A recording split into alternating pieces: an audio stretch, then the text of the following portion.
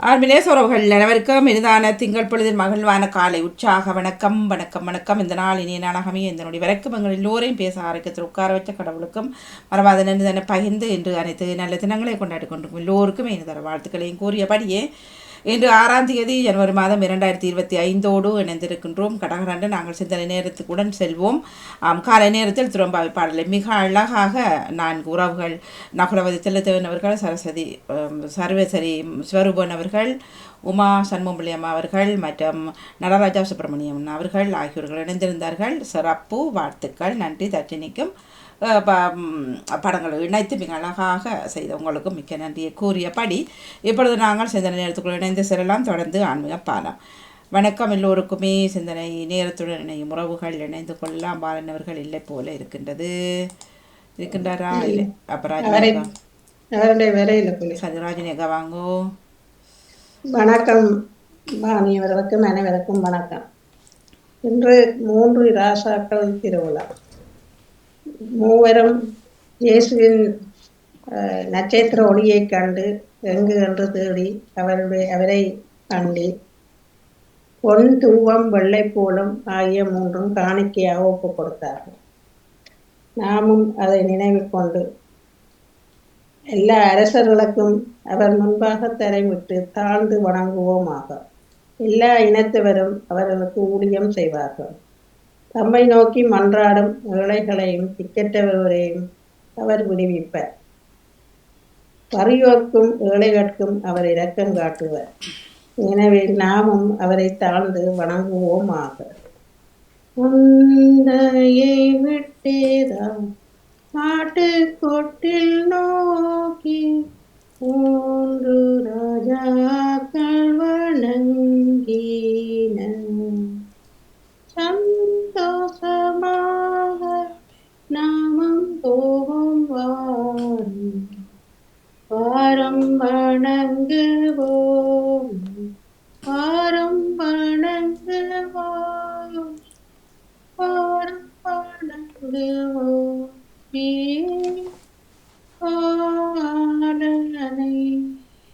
நன்றி, வணக்கம் ஐயா. நடிச்சுக்கும் வாழ்த்து கூறி விட வருகிறேன்.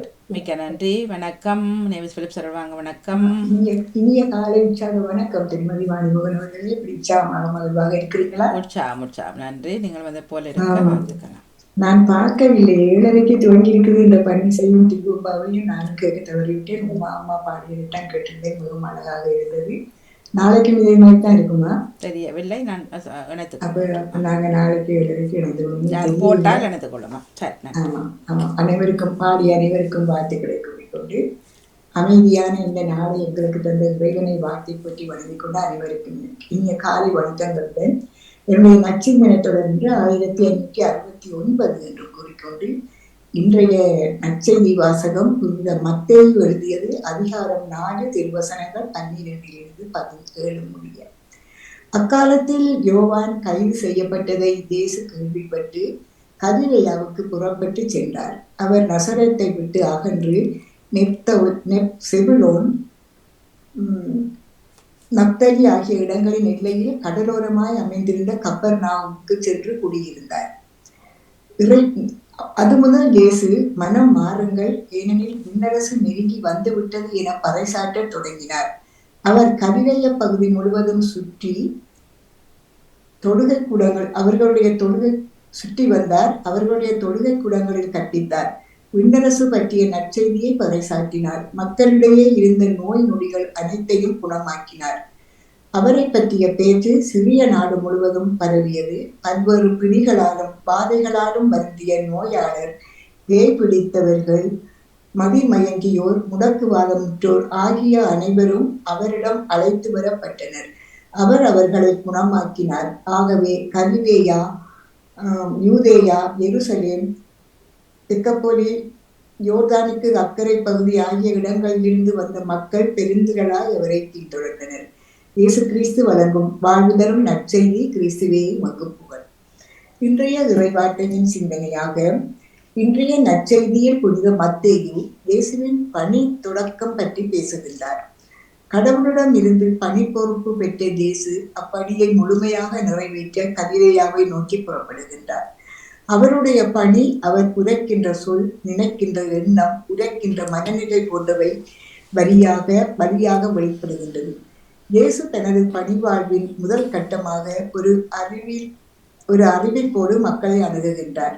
மனம் மாறுங்கள், விண்ணரசு நெருங்கி வந்துவிட்டது என்று அறிவிக்கின்றார். விண்ணில் உறைபவர் கடவுள், எனவே கடவுளின் ஆட்சி நெருங்கி வந்து விட்டது என இயேசு மக்களுக்கு கூறுகின்றார். மக்கள் தம் வாழ்க்கை முறையை மாற்ற வேண்டும், கடவுளின் பார்வையை பெற வேண்டும், கடவுளின் திட்டம் யாதென அறிந்துணர்ந்து அதை தம் வாழ்வில் செயல்படுத்த வேண்டும். இதுவே இயேசு அறிவித்த நற்செய்தியின் சாரம். மனம் மாற வேண்டும் என்றால் மனித சிந்தனை நன்னெறிக்கேற்ப அமைய வேண்டும். சிந்தனை நலமாக மாறும்போது அதிலிருந்து பிறக்கின்ற செயல் நலமாக இருக்கும். செயல் நலமாக்கும் போது அது பிறருக்கு நலம் பயக்கும். மனம் உள்ளிருந்து செயலாற்றும் சக்தி. எனவே மனம் மாறும் போது நம்மில் உள்ளார்ந்த மாற்றம் ஏற்படுகின்றது. உள்ளத்தில் புத்துணர்ச்சி ஏற்பட வேண்டும். உள்ளம் கடவுளிடம் திரும்ப வேண்டும். தீமையை எண்ணுகின்ற போக்கு மறைந்து நன்மையை நாடுகின்ற வேட்கை வளர வேண்டும். இவ்வாறு நாம் மனம் மாறினால் கடவுளின் ஆட்சியில் பங்கேற்க கடவுள் நமக்கு அருளுவார். விண்ணரசின் கதவை திறந்து விடும் பணியை தொடங்கிய இயேசு அதை கையாளும் செயற்திட்டமாக கற்பித்தார். கரை சாட்டினார், குணமாக்கினார். தன்னையும் இறையரசில் நன்மையையும் தொழுகை கூடுதல்களில் கற்பித்து மக்கள் கூடி வாழும் இடங்களில் பறைசாற்றி நம்மை நம்பி தேடி வரும் மக்களுக்கு நோய் பிடிகளை குணமாக்கினார். இயேசுவின் போதனையாலும் செயல்களாலும் ஈர்க்கப்பட்ட மக்கள் மனமாற்றம் பெற்று அவரை பின்தொடர்ந்தார்கள். அன்று போலவே இன்றும் இயேசு கற்பிக்கின்றார், பறைசாற்றுகின்றார், குணப்படுத்துகின்றார். நம் வாழ்வில் இயேசு நமக்கு கற்றுத்தரும் பாடங்கள் நம்மையும் நம் குடும்பங்களையும் காத்து குணப்படுத்தி அவரது கருணையை நன்றியோடு நினைத்து பார்ப்போம். தம் வார்த்தையாலும் வாழ்வாலும் பணியாலும் காட்டிய இயேசுவின் வாழ்வு நாம் எப்படி நம்மை இறைவனுக்கு அர்ப்பணிக்கும் வாழ்வை வாழ நமக்கு சான்றாக அமைகின்றது என்று கூறிக்கொண்டு, இறைவா உந்தன் அருள்வாக்கு எம் உள்ளத்தில் எரியும் ஒளி விளக்கு, இன்றதன் வழியில் நடப்பவர்க்கு என்றும் நல்ல வாழ்விருக்கு.